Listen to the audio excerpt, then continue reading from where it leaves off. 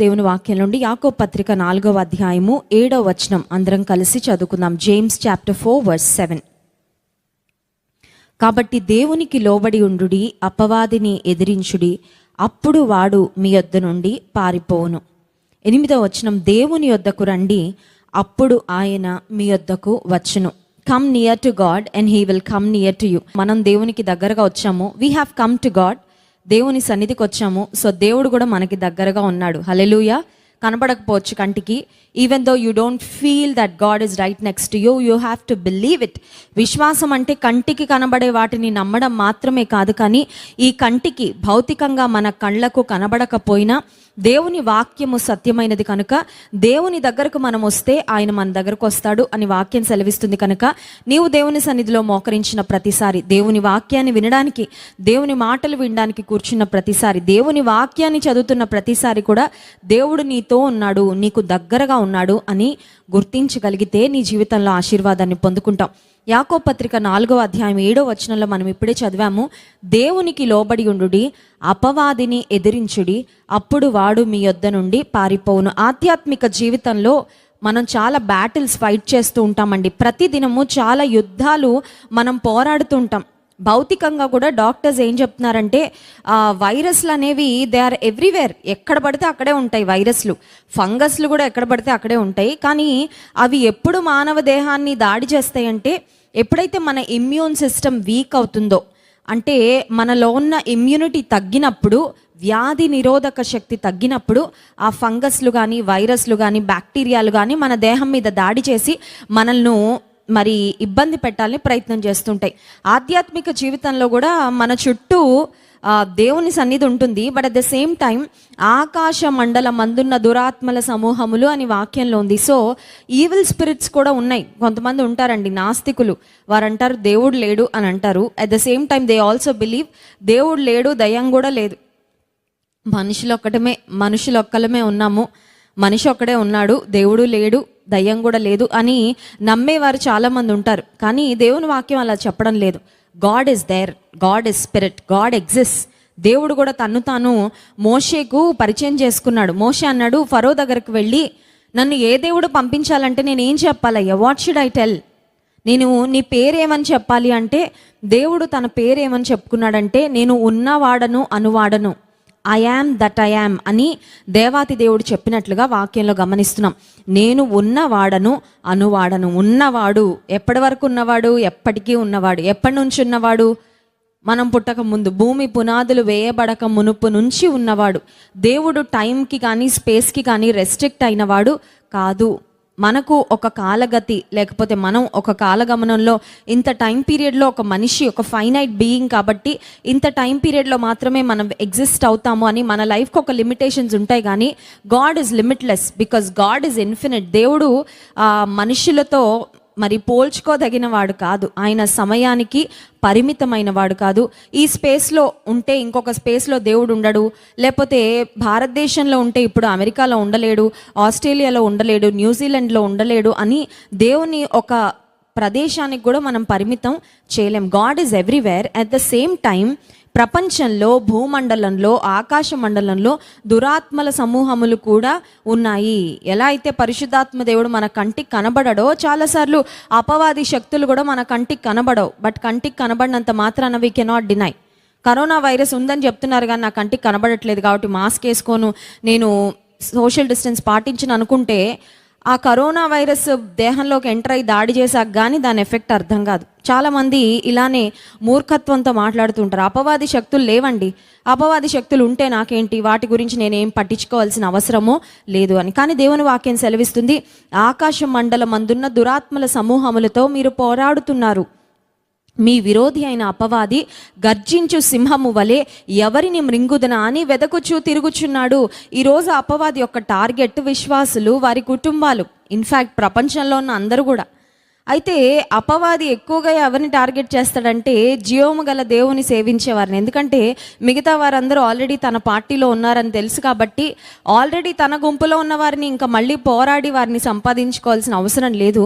కానీ దేవుని పక్షంగా ఎవరు ఉంటారో, వెలుగు సంబంధులుగా ఎవరు నడుచుకుంటూ ఉంటారో, పరలోక రాజ్య పౌరసత్వాన్ని ఎవరు పొందుకున్నారో, ఎవరి ఈ లోకంలో దుర్నీతిని విడిచిపెట్టి నీతికి సాధనాలుగా తమ జీవితాలను అప్పగించుకొని సజీవుడు అయిన యేసయ్యను వెంబడిస్తున్నారో వారి మీద అపవాది కన్ను ఖచ్చితంగా ఉంటుంది.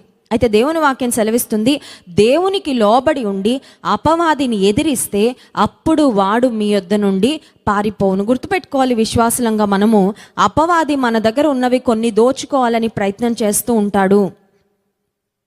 ఏ విధంగా అయితే మన ఇంటికి వచ్చిన దొంగ బీరువాలో ఉన్న బంగారాన్ని, వెండిని, లేకపోతే అమూల్యమైన వాటిని, ధనాన్ని దొంగిలించాలనే ప్రయత్నం చేస్తాడో, అపవాది కూడా నీ జీవితంలో కొన్ని అమూల్యమైన వాటిని దొంగిలించాలి అని ప్రయత్నం చేస్తూ ఉంటాడు. Let me tell you something, నీ దగ్గర ఉన్నవి నీ విలువను డిఫైన్ చేయవు, కానీ who you are defines you more than what you have.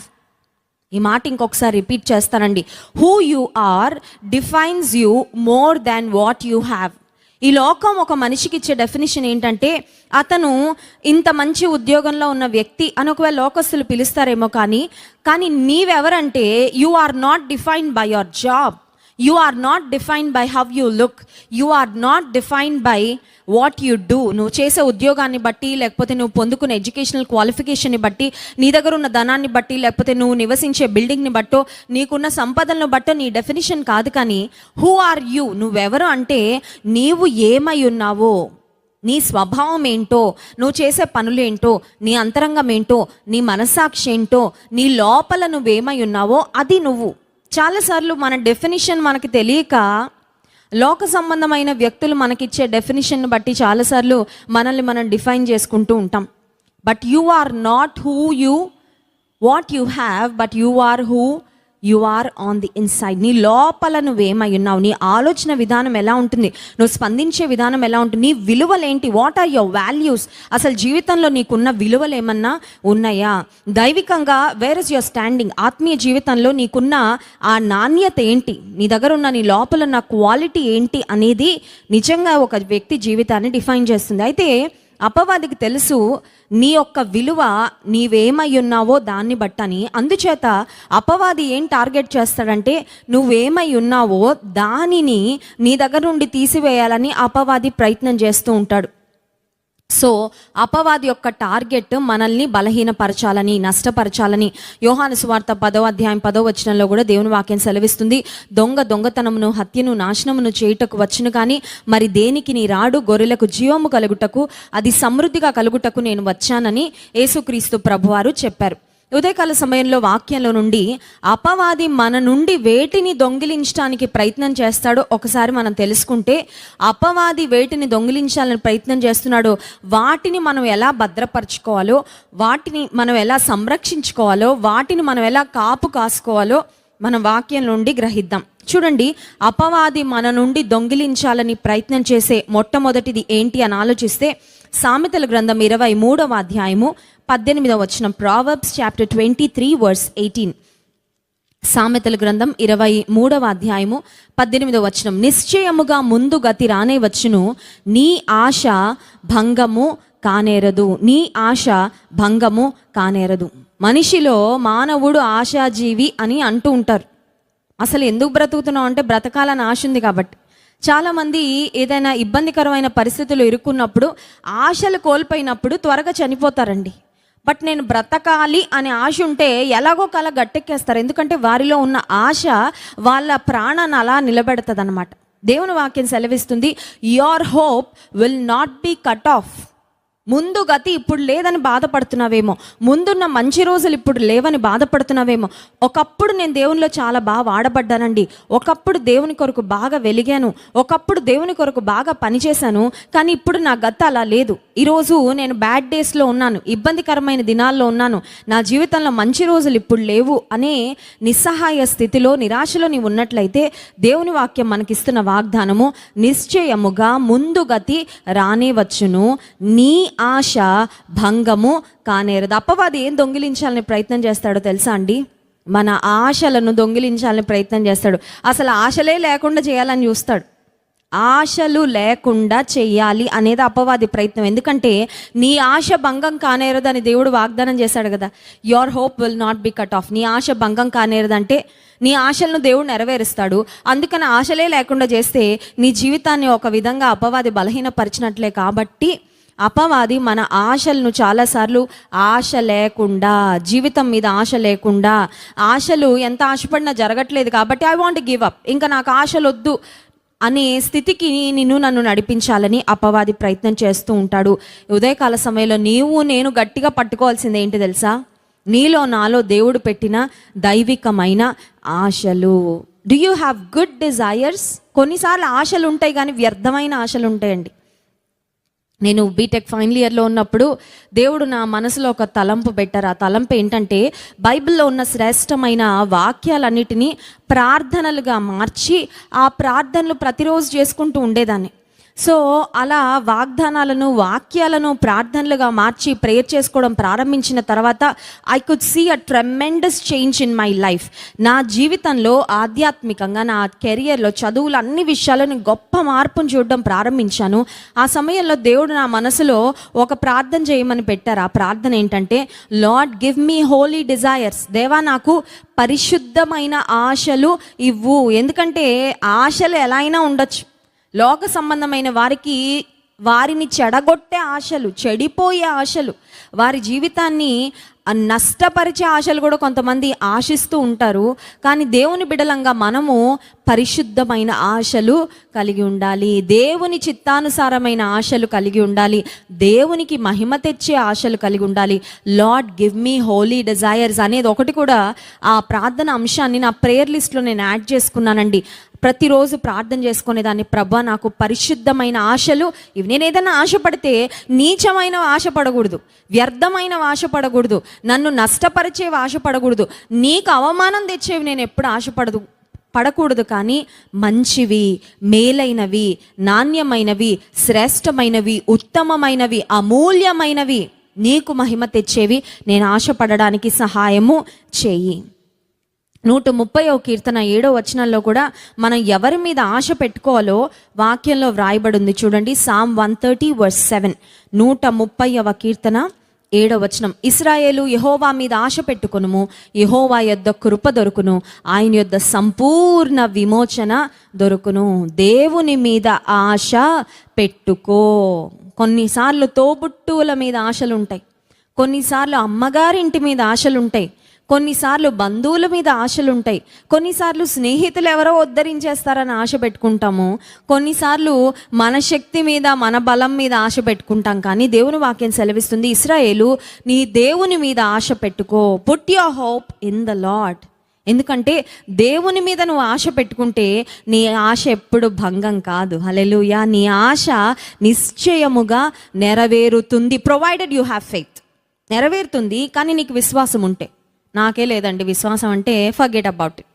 నీకు విశ్వాసం లేదంటే నీ ఆశ నెరవేరుతుందని అసలు మర్చిపో, నెరవేరదు. ఎందుకంటే విశ్వాసం లేని వారు గాలి చేత రేపబడి కొట్టబడు సముద్ర తరంగములను పోలిన వారు, అట్టివారు ద్విమనస్కులు కనుక వారు దేవుని నుండి ఏమీ పొందుకోరని యాకోబు పత్రిక 1వ అధ్యాయంలో వాక్యం సెలవిస్తుంది. సో అవిశ్వాసం ఉంటే మర్చిపోండి, మీరు అడుగుతున్నది పొందుకోరు, ఆశిస్తున్నది అంతకంటే పొందుకోరు. విశ్వాసం ఉంటే ఖచ్చితంగా నీ ఆశ భంగము కానేరదు. ఒకవేళ అపవాది ఇంకా నీకు ఆశలు బోల్డ్ పెట్టుకున్నావు కానీ ఏమీ నెరవేరలేదు కాబట్టి ఆశలన్నీ, ఆ లిస్ట్ ఉంది కదా, చిట్టా, ఆ పేపర్ ఉంది కదా, దాన్ని కొంచెం ట్రాష్ చేసేసి చెత్తకుప్పలో పడేయి. నీ మైండ్లో ఏమైనా ఆశలు ఉన్నాయో తీసేసుకో అని అపవాది నిన్ను ఒకవేళ బలహీనపరచాలని ఆలోచన నీ మనసులో పెడుతుంటే, నీ చెవులో మాట్లాడుతుంటే, నువ్వు చెప్పుకోవాల్సిన మాట ఏంటంటే, దేవుని కృప ద్వారా నా ఆశలు భంగము కావు. హల్లెలూయా. ఎందుకంటే నేను యెహోవా మీద ఆశ పెట్టుకున్నా, దేవుని మీద ఆశ పెట్టుకున్నాను కాబట్టి నా ఆశను, నా కోరికలను నా దేవుడు నిశ్చయముగా ఆయన నెరవేర్చబోతున్నాడు. రెండవదిగా మనం ఆలోచిస్తే అపవాది మన నుండి ఏం దొంగిలించాలనుకుంటాడంటే, మొదటిది మన ఆశలు దొంగిలించాలనుకుంటాడు అనే మాట చూసాము. రెండవదిగా గమనిస్తే సామెతల గ్రంథం 22వ అధ్యాయము 29వ వచనం, ప్రావర్బ్స్ చాప్టర్ 22 verse 29. 29వ వచనం. తన పనిలో నిపుణత గలవాన్ని చూచితివా? అల్పులైన వారి ఎదుట కాదు, వాడు రాజుల ఎదుటనే నిలుచును. పనిలో నిపుణత, డిలిజెంట్ ఇన్ హిస్ బిజినెస్. అపవాది నీ నుండి దొంగిలించాలని చూసే రెండవది ఏంటంటే నీలో ఉన్న తలాంతులు, యువర్ టాలెంట్స్, నీలో దేవుడు పెట్టిన నైపుణ్యత, నీలో దేవుడు పెట్టిన సామర్థ్యం.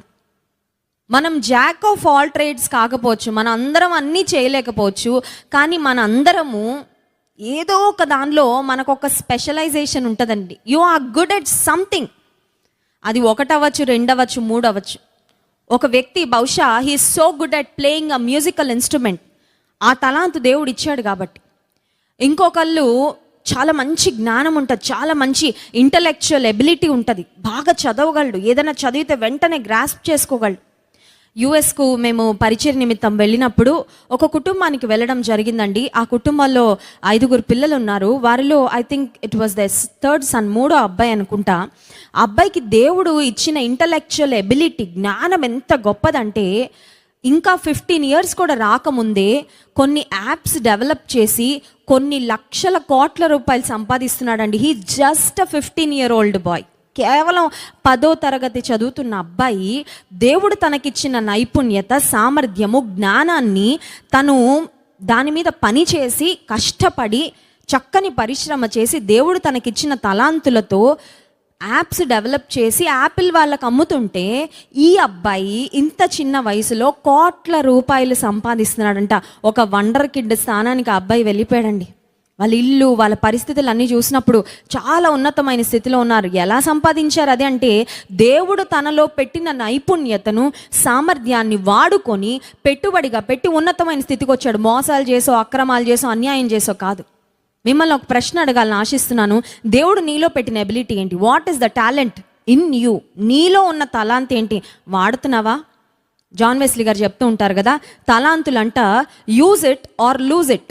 నువ్వు వాడితే వాడు, మెరుగుపడతాయి, ఉపయోగపడతాయి, నీవు షైన్ అవ్వడానికి సహాయం చేస్తాయి, నువ్వు అనేక మందిని బ్రతికించడానికి ఉపయోగపడతాయి, నీ జీవితంలో ఉన్నతమైన స్థితికి వెళ్ళడానికి నీలో దేవుడు పెట్టిన తలాంతులు చక్కగా వాడితే నీకు చాలా హెల్ప్ చేస్తాయి.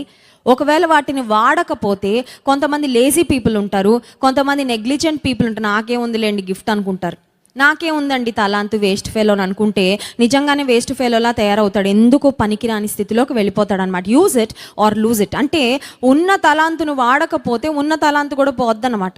ఉన్న తలాంతు నువ్వు వాడని పక్షంలో ఎలా అయితే ఒక గొడ్డలో లేకపోతే ఒక కత్తి చూడండి, వాడుతూ ఉంటే చక్కగా ఉపయోగపడుతుంది, వాడకపోతే తుప్పు పట్టిపోద్ది. దేవుడు నీలో పెట్టిన తలాంతులు గుర్తించు.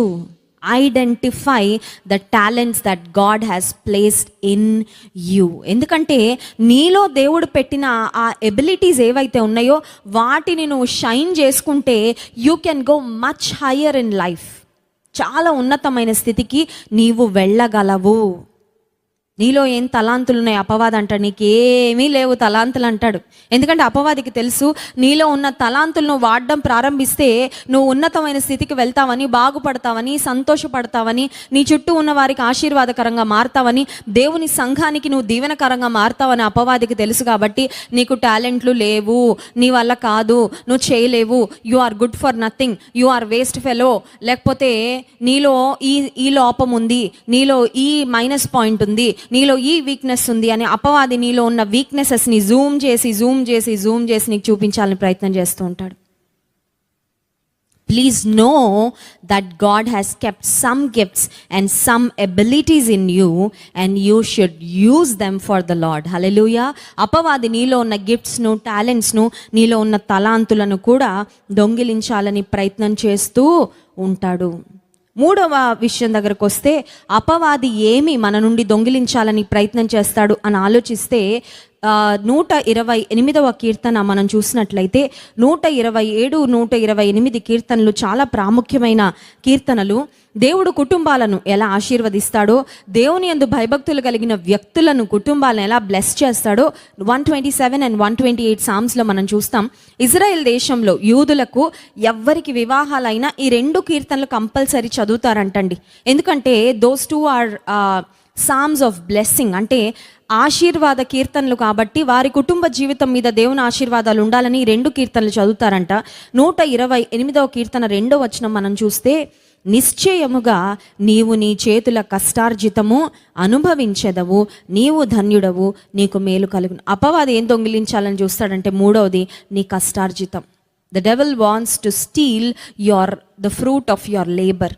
కష్ట అర్జితము, నెలంతా కష్టపడి సంపాదించేది. ఎందుకంటే ఆ మొదటి తారీఖున వచ్చే శాలరీ కోసం కదండి.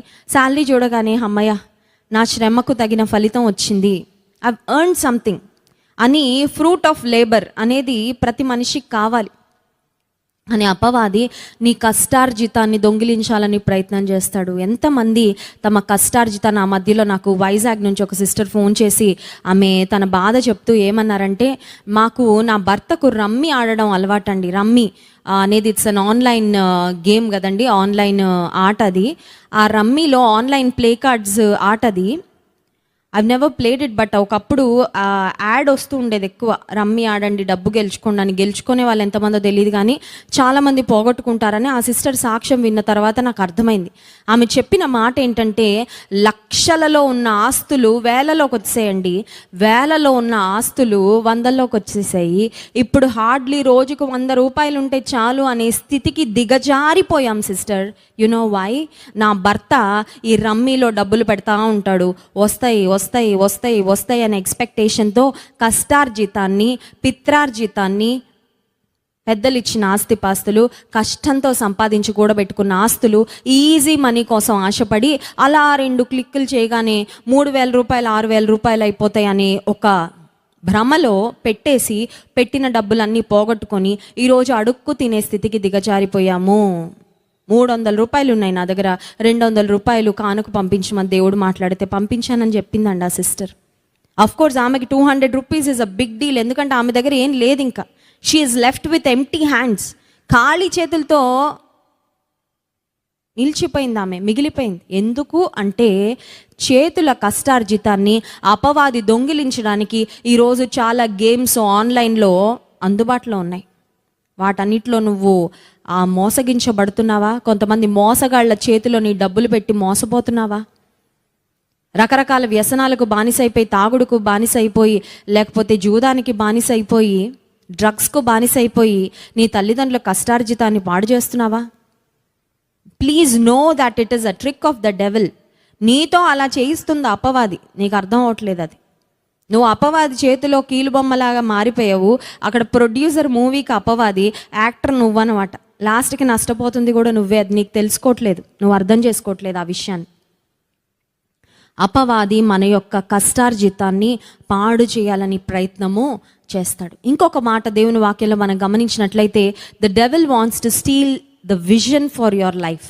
నీ జీవితంలో నీకు ఒక క్లారిటీ, ఒక దర్శనం, అసలు ఎందుకు బ్రతుకుతున్నాను, వై యామ్ ఐ లివింగ్. కొంతమంది కన్ఫ్యూజన్ అండి, క్లారిటీ ఉండదు, ఎందుకు బ్రతుకుతున్నారో తెలియదు.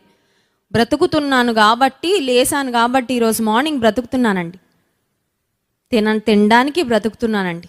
కొంతమంది ఫ్యాషనబుల్గా రెడీ అవ్వడానికి బ్రతుకుతుంటారు, కొంతమంది ఇన్స్టాగ్రామ్లో రీల్స్ చేయడానికి బ్రతుకుతుంటారు, కొంతమంది వ్యర్థమైన చాలా వాటి కొరకు బ్రతుకుతుంటారు. కొంతమందికి లైఫ్ పట్ల ఒక క్లారిటీ ఉండదు, they don't have a proper vision for their life. సామెతల గ్రంథం 29వ అధ్యాయము 18వ వచనంలో ఒక వాక్యం రాయబడింది చూడండి. ప్రావర్బ్స్ చాప్టర్ 29 వర్స్ 18, 18వ వచనం. దేవోక్తి లేని ఎడల జనులు కట్టులేక తిరుగుదురు, ధర్మశాస్త్రమును అనుసరించువాడు ధన్యుడు. ఇంగ్లీష్ బైబిల్లో స్పష్టంగా ఉంది, where there is no vision people perish. ప్రజలు తిండి లేక చనిపోతారు అని వ్రాయబడలేదు, కానీ విజన్ లేక, దేవోక్తి లేక, ఒక దర్శనము లేక, ఎందుకు బ్రతుకుతున్నారో క్లారిటీ లేక చాలామంది నశించిపోతున్నారు. నశించిపోవడం అంటే జీవితం పట్ల క్లారిటీ లేకపోతే వెంటనే చనిపోతారు, సమాధిలోకి వెళ్ళిపోతారని కాదు. But their life will become a meaningless life. అర్ధరహితమైన జీవితంగా వారి జీవితాలు మారిపోవడానికి కారణం దెర్ ఇస్ నో విజన్. ఈ మధ్యాహ్న కాల సమయంలో మనల్ని మనం ఒక ప్రశ్న వేసుకోవాలి. Do you have a vision for your life? నీ జీవితానికి నీకు ఒక దర్శనం ఉందా? ఎందుకు బ్రతుకుతున్నావో తెలుసా? నీ కుటుంబం పట్ల నీకు ఒక విజన్ ఉందా? How you want to see your children in the future? నీ పిల్లలు ఎలా ఉండాలని కోరుకుంటున్నావు? నీ వివాహం విషయంలో నీకు ఒక దర్శనం ఉందా? నీవు నీ భర్త లేకపోతే నీవు నీ స్పౌజ్ కలిసి what you want to do with in your family? మీ కుటుంబాన్ని ఏ దిశలో నడిపించాలని కోరుకుంటున్నారు? కొంతమందికి ఆలోచించుకోవడానికి టైం ఉండదు, మాట్లాడుకోవడానికి టైం ఉండదు, ప్రార్థన చేసుకోవడానికి టైం ఉండదు. అస్తమానం ఫోన్ వేసుకొని కూర్చోడానికి మాత్రం గంటల గంటల సమయాన్ని వ్యర్థపరుస్తూ ఉంటాయి. ఎందుకు ఇచ్చాడు ఫోన్ నీకు దేవుడు? ఎందుకు ఇచ్చాడు? Why God has given you a smart phone? నాకు దేవుడు ఫోన్ ఇచ్చిన ప్రతిసారి ఆ ఫోన్ ఓపెన్ చేయకముందు ప్రార్థన చేసుకుంటా, నీ సేవ కొరకు బహుగా ఈ ఫోన్ వాడబడాలి ప్రభా, అదే నా గోల్, అంతే. కొన్నిసార్లు నాకు మోర్ దెన్ 5,000 కాంటాక్ట్స్ ఉన్నాయండి, నా ఫోన్ హ్యాంగ్ అయిపోతూ ఉంటుంది. అందుకని the best phone available in the market తీసుకొని ఎందుకు వాడుతున్నాను? Why am I using the best phone?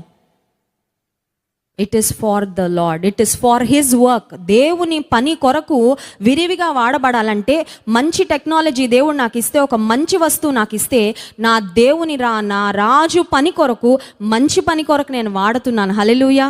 కొన్నిసార్లు ఈ వేళ్ళు నొప్పెడతా ఉంటాయండి, కొన్నిసార్లు ఈ వేళ్ళు నొప్పెడతా ఉంటాయి. No why?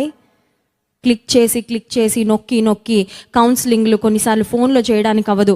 I keep texting people. ఎవరైనా కష్టాల్లో ఉన్నప్పుడు, ఇబ్బందుల్లో ఉన్నప్పుడు, అక్క ఈ క్వశ్చన్ ఉంది అక్క బైబిల్లో, ఐ నీడ్ అన్ ఆన్సర్. అక్క నేను ఈ ప్రాబ్లంలో ఉన్నాను, నాకు ఒక సమాధానం కావాలంటే వారికి బైబిల్లో నుంచి రెఫరెన్సెస్ పెట్టి వారిని బలపరిచే వాక్యాలు టైప్ చేస్తూ ప్రతిదినం అయ్యే లైవ్ మెసేజెస్ లింక్స్ చాలామందికి పంపిస్తుంటే sometimes my fingers hurt.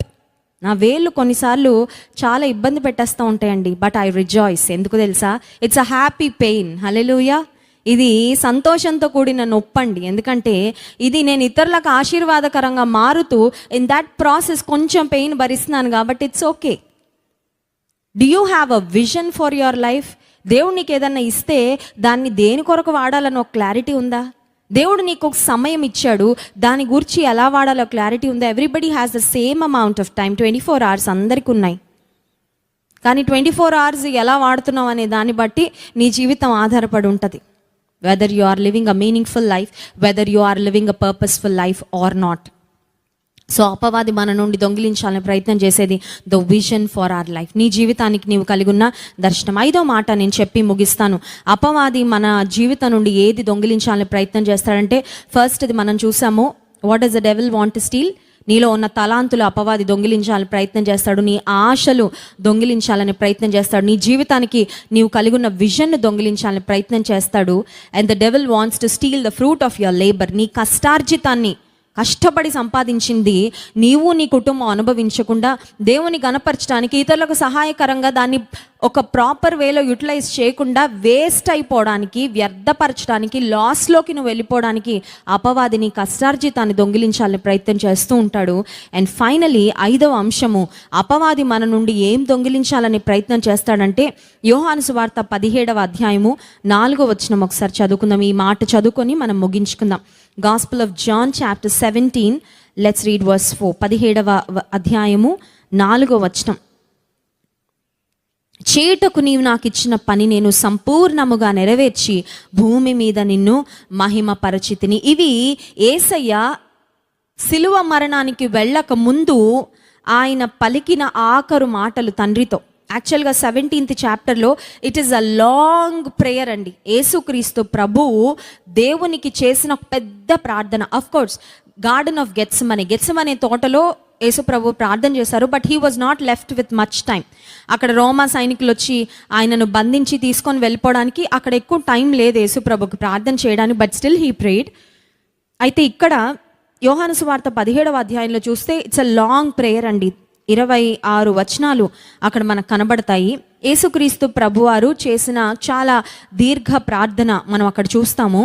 ఆ ప్రార్థనలో అంటే ఒక మాటలో చెప్పాలంటే 33.5 years ఎండింగ్ అనమాట. ఇంకా యేసు ప్రభు బ్రతికిన జీవితంలో ఆఖరు దినాల్లో తండ్రితో చెప్తున్న మాట ఏంటంటే, చేయుటకు నీవు నాకు ఇచ్చిన పని నేను సంపూర్ణముగా నెరవేర్చి భూమి మీద నిన్ను మహిమపరచితిని. Father, I have finished all the work. నీవు నాకు అప్పగించిన పనంతా సంపూర్తి చేశాను. ఇది సంతృప్తితో చెప్పిన మాట, నమ్మకత్వాన్ని రుజువు చేసుకొని చెప్పిన మాట అండి. తండ్రి ఏ నమ్మకంతో ఈ లోకానికి నన్ను పంపించారో, నేను వచ్చి ఆ పనంతా సంపూర్తి చేశాను. అంటే యేసుక్రీస్తు ప్రభు ఆయన ఏ ఉద్దేశంతో లోకానికి వచ్చారో ఆ ఉద్దేశాన్ని సంపూర్ణంగా పరిపూర్ణం చేశాడు, సంపూర్తి చేశారు. డెస్టినీ అంటారు కదండి, గమ్యము. గమ్యము, నీ జీవితానికి ఉన్న గమ్యం ఏంటి? What is your life goal? కొంతమంది అంటారు లైఫ్ గోల్ ఎప్పటికైనా ఆ దేశం వెళ్ళాలండి, మాల్దీవ్స్ వెళ్ళాలండి, స్విట్జర్లాండ్ వెళ్ళాలండి, లేకపోతే నా లైఫ్ గోల్ ఎప్పటికైనా నా బ్యాంక్ బ్యాలెన్స్ ఇన్ని డిజిట్స్ నంబర్ అవ్వాలండి, లేకపోతే నా లైఫ్ గోల్ అండి నాకు బైక్ కావాలండి. తమ్ముడు నాకు ప్రేయర్ రిక్వెస్ట్ పెడుతూ ఉంటాడు, అక్క నాకు ఒక బైక్ కావాలి, నాకు ఒక ఇల్లు కావాలి, ప్రేయర్ చేయండి అంటే వాళ్ళ మమ్మీ డాడీ కట్టిస్తారు, వాళ్ళ మమ్మీ డాడీకి ఆల్రెడీ ఉంది, బట్ తినకి లైఫ్ గోల్ అనమాట. అక్క నాకు బైక్ కావాలి, నాకు ఇల్లు కావాలి, మీరు మాత్రం నా కోసం ప్రేయర్ చేయండి. ఆ ప్రేయర్ రిక్వెస్ట్ చూడగానే of course I pray for him, కానీ నాకు నవ్వు వచ్చింది. ఎందుకంటే నువ్వు ఇంకా చదువుకుంటున్నావు నాన్న, నీకు అప్పుడే ఎందుకు ఇల్లు? మీ మమ్మీ డాడీ ఆల్రెడీ ఇల్లు కట్టారు కదా అంటే he has a goal. Okay, ఒక్కొక్కరికి ఒక్కొక్క గోల్ ఉంటుంది తమ జీవితంలో, ఇది సాధించాలి, ఇది సంపాదించుకోవాలి, ఇది చేస్తే ఇంకా ఐఎమ్ సాటిస్ఫైడ్, ఇంకా నా జీవితంలో నేను అచీవ్ చేసినట్లే అని చాలాసార్లు మనం ఒక లైఫ్ గోల్ పెట్టుకుంటూ ఉంటాము. కానీ దేవుని వాక్యం సెలవిస్తుంది దేవుని చిత్తాన్ని నెరవేర్చడమే మన జీవిత అంతిమ లక్ష్యంగా ఉండాలి. హల్లెలూయా. అండ్ ఆ డెస్టినేషన్ ఇస్ హెవెన్. మన యొక్క అంతిమ గమ్యము పరలోకము చేరుట. నీకు పరలోకం చేరుతాను అనే నిశ్చయత ఉందా? Do you have a surety whether you will go to heaven? Do you have a clarity about where you are going? నాకు ఉందండి, నాకు ఆ ష్యూరిటీ ఉంది, క్లారిటీ ఉంది. I know that I'm going to see my Lord. I know that I'm going to meet my Jesus. నీకుందా clarity? నీకుందా surety? I'm not sure అండి, ఎందుకంటే నేను ఇంకా పాపంలో బ్రతుకుతున్నాను, ఇంకా నేను వదిలిపెట్టలేని కొన్ని ఉన్నాయండి, ఇంకా నేను లోకంలో కొన్ని ఐఎమ్ ఎంటాంగిల్డ్, కొన్ని బంధకాల్లో నేను చిక్కుబడి ఉన్నా, బయటకు రాలేకపోతున్నానండి. రావాలని ఉంది కానీ చూస్తున్నానండి, వస్తాను ఎప్పటికో, బట్ ఐఎమ్ నాట్ ష్యూర్. నీవు పాపపు బంధకాల్లో ఎంటాంగిల్ చేయబడి షూరిటీ క్లారిటీ లేకుండా బ్రతుకుతున్నావా? అదే కావాలి అపవాదికి. The devil wants to steal your destiny. కొన్ని ఎయిర్పోర్ట్స్లో ప్రయాణం చేస్తూ ఉంటే కొన్ని పెద్ద పెద్ద హోర్డింగ్స్ ఉంటాయండి ఎయిర్పోర్ట్లో. వాటి మీద ఏమని ఉంటుందంటే యువర్ డ్రీమ్ డెస్టినేషన్ అని ఉంటుంది. Your dream destination. సింగపూర్లో కూడా షాంఘై అని ఎయిర్పోర్ట్ చాలా పెద్ద ఎయిర్పోర్ట్ అండి. అందులో ఒక ఫ్లైట్ దిగి మేము హాంకాంగ్ నుంచి ఇండియా వస్తున్నప్పుడు మధ్యలో సింగపూర్ ఎయిర్పోర్ట్లో దిగి అక్కడ మళ్ళీ గేట్ మారి ఇంకొక ఇండియా వచ్చే ఫ్లైట్ ఎక్కాలి. దాదాపు 10-15 minutes we had to walk. ఆ ఎయిర్పోర్ట్ లోపల నడవడానికి ఒక 10-15 minutes పట్టింది ఫాస్ట్గా నడిస్తే. చాలా పెద్ద ఎయిర్పోర్ట్, ఒక్క గేట్ నుంచి ఇంకో గేట్కి వెళ్ళడానికి అంతసేపు పట్టింది మాకు. ఆ తర్వాత మధ్యలో ట్రైన్ తీసుకున్నాము, మధ్యలో అక్కడ ట్రామ్స్ లాంటివి ఉండే అందులో కూడా ఎక్కాము, but still it took 15 minutes.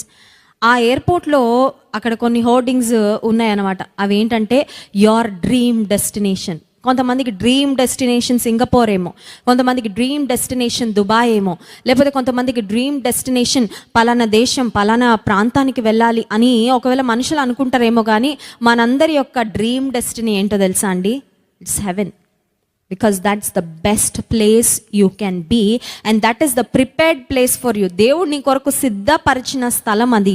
కానీ నీ డ్రీమ్ డెస్టినేషన్ అయిన పరలోకానికి వెళ్ళకుండా నరకానికి, which is the opposite of haven, అక్కడికి తీసుకెళ్ళడానికి అపవాది శక్తికి మించి ప్రయాసపడుతున్నాడు. రెస్ట్ తీసుకోవట్లేదంట అపవాది, రెస్ట్ తీసుకోకుండా కష్టపడుతున్నాడు. ఎందుకంటే ఎంతమందిని నరకానికి లాక్కెళ్ళగలిగితే అంతమందిని నరకానికి తీసుకొని వెళ్ళాలని. దైవజనుడు ఏమన్నాడంటే, మనుషులం గనక మనం బ్రతికే రోజుల్లో నా ఆఖరు రోజు మనుషులు నా గురించి ఏం మాట్లాడుకుంటారు అనే ఒక ఆలోచనతో బ్రతికితే చాలా బాగా బ్రతుకుతామంట. I want to repeat that again. What will people talk about me on my last day?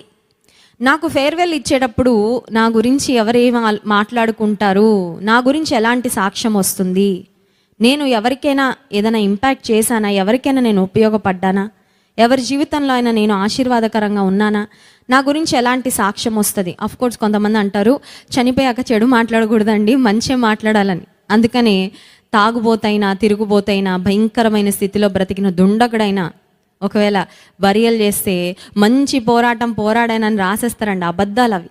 చాలామంది అలా రాస్తూ ఉంటారు. కానీ నిజంగా if people talk about you on your last day, what would they say? ఏం మాట్లాడతారు వాళ్ళు అని నీవు ఆలోచించుకోగలిగితే ఈ జీవితాన్ని చాలా మంచిగా బ్రతుకుతామండి. The devil wants to steal your destiny. అపవాది నీ గమ్యాన్ని గురించి అసలు నిన్ను ఆలోచన చేయనివ్వడు, నీ అంతిమ లక్ష్యాన్ని గురించి ఆలోచన చేయనివ్వడు. అందుకే ఈ జీవన వ్యాపారాల్లో మనల్ని చిక్కుకొనేటట్టు చేస్తూ ఉంటాడు. He wants to divert you always. Are you focused? నిన్ను ఎప్పుడు అపవాది డైవర్ట్ చేయాలని చూస్తాడు. నువ్వు డైవర్ట్ అయిపోతే డైవర్ట్ చేసేస్తాడు అంతే. కొన్నిసార్లు చిన్నప్పుడు మా ధన్యాలో ఒక ఇది ట్రైట్ నేను అబ్జర్వ్ చేశాను. అదేంటంటే తన చేతిలో ఏదైనా పట్టుకున్నప్పుడు తనకి చేతిలో ఉన్న వస్తువు కంటే బెటర్ వస్తువు ఏదైనా కనబడితే ఈ చేతిలో ఉన్నది గాజుదా, ఫోనా, అసలు ఏంటనేది కూడా చూడకుండా ధన్మని పడేసి దానికోసం వెళ్ళిపోయేది. అంటే తనకి అటెన్షన్ గ్రాప్ చేసింది ఏదైనా ఉంటే she use to quickly leave what she had. కొన్నిసార్లు మనం ఎలా ఉంటామంటే కనబడిన ప్రతి దానికి, అంటే that was when she was a little girl, చాలా చిన్న పాప, 1 year 1.5 year అప్పుడు తనలో అబ్జర్వ్ చేసిన ట్రైట్ నేను అది. ఇప్పుడు అట్లా లేదులేండి, but I'm just telling you. కొన్నిసార్లు ఆధ్యాత్మిక జీవితంలో కూడా అలాగే వాక్యం వింటా ఉంటాం, సడన్గా పక్కన ఏదో వస్తుంది ఫోన్లో, అక్కడికి వెళ్ళిపోతాం కదండి. ఆ తర్వాత అది కాసేపు చూసేసి మళ్ళీ వాక్యం గుర్తొచ్చి అయ్యయ్యో సిస్టర్ ఏదో చెప్తున్నట్టున్నారని మళ్ళీ వస్తారు ఇక్కడికి. మళ్ళీ 2 నిమిషాలు వినగానే మళ్ళీ ఆ పైన వాట్సాప్లో నోటిఫికేషన్ వస్తే ఏముండదు, అది చెత్త గుడ్ మార్నింగ్ మెసేజ్. అవసరమా అండి? కొంతమంది good morning, good evening, good night మెసేజ్లు పంపిస్తే ఎందుకు? నువ్వు గుడ్ నైట్ చెప్తే వాళ్ళకి మంచి నైట్ ఉంటుందా చెప్పండి నాకు? మంచి నిద్ర పడుతుందా?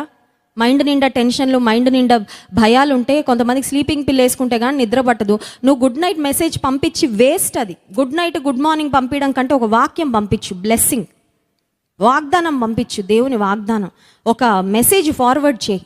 నిన్ను బలపరిచిన దేవుని మాటలేదు అది పంపించు. అనవసరంగా good night, good morning, good evening ఎందుకండి అవి? మీనింగ్లెస్ నేను అనుకుంటాను. Of course good way of wishing, ఎవరైనా కలిస్తే దేవుని బిడ్డలంగా మనం ఓకే ప్రైజ్ ది లార్డ్ అని చెప్తాము, that's fine. But good morning, good evening, good night వ్యర్థం.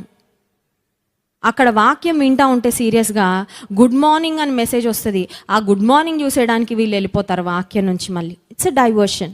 అపవాది చాలాసార్లు మనల్ని డైవర్ట్ చేయాలి, డిస్ట్రాక్ట్ చేయాలి, మన ఫోకస్ వాక్యం మీద లేక నీ జీవితాన్ని కట్టే మాటలు వినివ్వదు. నేను ఎప్పుడు వినివ్వడు అపవాది. వినక్కర్లేదులే, తర్వాత విందాంలే, ఇది డౌన్లోడ్స్లో పెట్టుకో, సేవ్ చేసుకొని తర్వాత విందాం కదండి. కొంతమందికి అపవాది చెప్తాడు తర్వాత నైట్కి విందు, కానీ ఇప్పుడు బిజీ ఉన్నావు కదా కొంచెం, ఇప్పుడు టీవీలో ఒక షో వస్తుంది అది చూడాలా, ఇప్పుడు ఫ్రెండ్ ఫోన్ చేశాడు మాట్లాడాలి, అక్కడ ఏ ప్రళయం వచ్చేస్తుందో ఏదో ఇంపార్టెంట్ అప్డేట్ ఉంటుంది, అందుకని ఈ లైవ్ తర్వాత చూద్దు అని the devil wants you to post phone. మంచి పనులు, నీ జీవితాన్ని కట్టే దేవుని మాటలు నేను అపవాది ఎప్పుడు విననివ్వడు. బట్ అప్పుడు నువ్వు చేయాల్సింది ఫోకస్, స్టే ఫోకస్డ్. అన్ని తోసేసి ప్రతి భారమును సులువుగా చిక్కులు పెట్టు, ప్రతి పాపమును విడిచి విశ్వాసమునకు కర్తయు దాన్ని కొనసాగించి యేసు వైపు చూచుచు మన ముందు ఉంచబడిన పందెపు రంగంలో ఓపికతో పరిగెత్తుదాము. హెబ్రీ పత్రిక 12వ అధ్యాయం 2వ వచనం. కొన్నిసార్లు అపవాది కొన్ని పనులు పెట్టేస్తూ ఉంటాడు, అపవాది కొన్ని ఇబ్బందులు సృష్టించేస్తూ ఉంటాడు. కొన్ని లేనిపోని పనులు తల మీద నెత్తి మీద వేసుకొని ఆ పనులన్నీ మోసేస్తూ ఉంటాం. నీది కాదు అది, ఇట్స్ నాట్ లీస్ట్ కన్సర్న్. నీకు అవసరం లేని వస్తువులు నీ తల మీద వేసుకొని ఎందుకయ్యా డిస్ట్రాక్ట్ అవుతావు? నీ జీవితాన్ని కట్టుకో దేవునిలో, నువ్వు బాగుపడు ఫస్ట్. నీ జీవితం పట్ల దేవునికున్న ఉద్దేశం ఏంటి, నీవు చేరుకోవాల్సిన గమ్యస్థానం, నువ్వు సిద్ధపడుతున్నావా నీ జీవితంలో? ఆధ్యాత్మికంగా నీకుందా పట్టుత్వం, ఆధ్యాత్మికంగా నీకుందా స్థిరత్వం? నువ్వు అది తెలుసుకొని నిలబడగలిగితే నీ జీవితం ద్వారా దేవునికి మహిమ. అట్టి విధంగా అపవాది ఏది మన నుండి దొంగిలించకుండా దేవుడు మనకిచ్చిన నీకు కలిగిన దాన్ని గట్టిగా చేపట్టుమని వాక్యం సెలవిస్తుంది. రక్షణను గట్టిగా చేపట్టు. నీకు దేవుడిచ్చిన కష్టార్జితాన్ని నీవు నీ కుటుంబం దేవుని కార్యాల కొరకు ఆశీర్వాదకరం, నీ భవిష్యత్తు కొరకు ఉపయోగకరంగా వినియోగించుకో. అంత మాత్రమే కాదు, దేవుడు నీకు ఇచ్చిన తలాంతులను ఆయన కొరకు వినియోగించు. నీ జీవితం ఆశీర్వదించబడుట కొరకు వినియోగించు, వ్యర్థపరచకు. అట్టి కృప దేవుడు మనకు అనుగ్రహించును గాక. ఆమెన్. కళ్ళు మూసుకోండి, ప్రార్థన చేసుకుందాం. పరిశుద్ర ప్రేమ కలిగిన తండ్రి, నీకు స్తోత్రాలు. అనేకమైన అంశాలు నీ వాక్యం ద్వారా మాతో మాట్లాడినందుకు వందనాలయ్యా. దొంగతనమును, హత్యను, నాశనమును చేయుటకు వచ్చిన కానీ మేలు చేయడానికి రాడు ప్రభువా. అయినప్పటికీ తెలిసి ఉండి సహా చాలాసార్లు అపవాదికి చోటిస్తున్నాం. అపవాదికి దాసులంగా నాయన ఎవరైతే బ్రతుకుతున్నారో వారిని అపవాది యొక్క కాడి నుండి యేసు నామములో విడిపించండి. నీ కాడి క్రిందకు మేము రావడానికి నీకు మమ్మల్ని మేము అప్పగించుకొని, నీతికి సాధనములుగా మమ్మల్ని మేము అప్పగించుకొని, నా జీవితంలో నీవు కలిగిన ప్రతి శ్రేష్టమైన ఉద్దేశము నెరవేర్చబడినట్లుగా మేము అడుగులు వేయడానికి సహాయము చేయమని విన్న వాక్యం మా హృదయాల్లో ఫలింపచేయండి. యేసు నామమున ప్రార్థిస్తున్నాం తండ్రి, ఆమేన్.